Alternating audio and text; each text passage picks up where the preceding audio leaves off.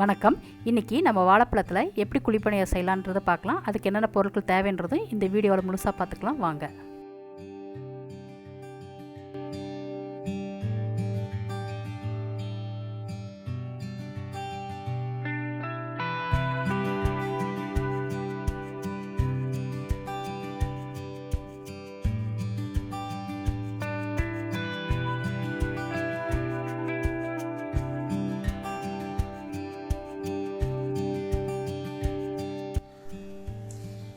இப்போ நம்ம மிக்ஸி ஜாரில் பாருங்க எடுத்து வச்ச மைதா போட்டுக்கோங்க, சர்க்கரை, ஏலக்காய், சிதற உப்பு. பாருங்க பழம் நல்லா பழுத்திருக்கணும். இந்த 2 பழம் உரிச்சிருக்கேன், இந்த பழத்தை இதுக்குள்ள சேர்த்திக்கோங்க. பாருங்க சின்ன ஸ்பூன்ல பேக்கிங் சோடா இந்த அளவுக்கு சேர்த்திக்கோங்க. இப்போ இதுக்கு தேவையான அளவு தண்ணி, நம்ம கொஞ்சம் தண்ணி சேர்த்திக்கலாம். இப்போ இதை நான் மிக்சியில் அரைச்சிட்றேன். பாருங்க இந்த மாதிரி பழத்துக்கு அரைச்சிருக்குங்க, அப்படி அரைச்சிக்கோங்க. இப்போ இதை ஒரு பவுலில் மாற்றிடலாம்.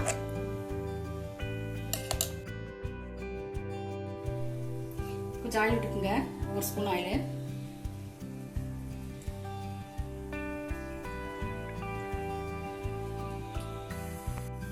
பாருங்க எண்ணெய் காஞ்சிருக்கு. நம்ம எடுத்து வச்ச மாவு 1 ஸ்பூனை ஊற்றிக்கலாம்.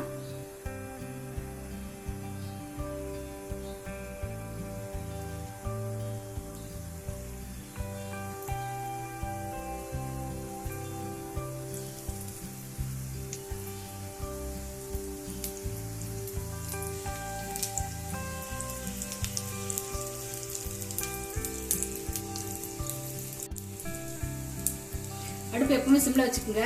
இப்ப திருப்பி விட்டுருக்கீங்களே சார்.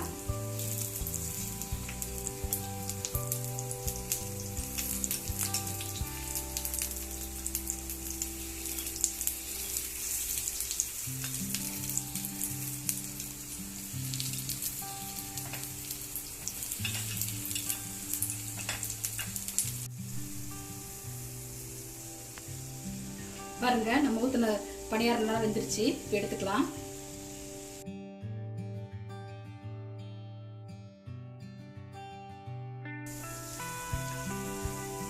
பார்த்தீங்கன்னா அவ்வளோ எண்ணெய் குடிக்காது. இதில்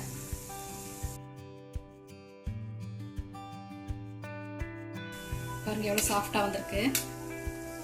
பாருங்க பார்க்கறதுக்கு எவ்வளோ அழகாக இருக்குது. நம்ம அடுத்த சட்டு ஊற்றிக்கலாம்.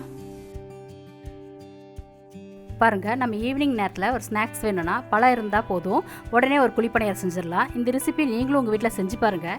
செஞ்சு பார்த்துட்டு உங்களுக்கு பிடிச்சிருந்தா உங்கள் ஃபீட்பேக்ஸை எங்கள் கமெண்ட் செக்ஷனில் பதிவு பண்ணுங்கள். இந்த ரெசிபி பிடிச்சிருந்தா உங்கள் ஃப்ரெண்ட்ஸுக்கும் ஃபேமிலிக்கும் இந்த வீடியோவை ஷேர் பண்ணுங்கள்.